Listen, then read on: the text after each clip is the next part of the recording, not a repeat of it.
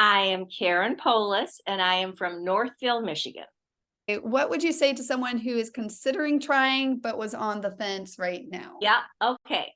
Get one of the all-in-one kits and try it. And look on the community at idea pages also, because there's a lot of inspiration there. Oh, and also get the digital idea book for whatever all-in-one kit. Seriously.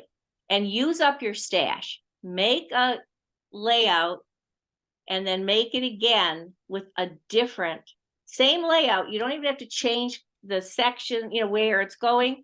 With a different paper, you'll be shocked, and no one will look in your books and say, oh my goodness, is that the same layout on page 3?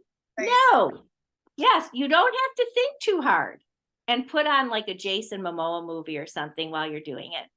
I'm gonna have to check out this Jason Momoa. Oh, he's Aquaman. Have you ever seen that one? Oh yeah.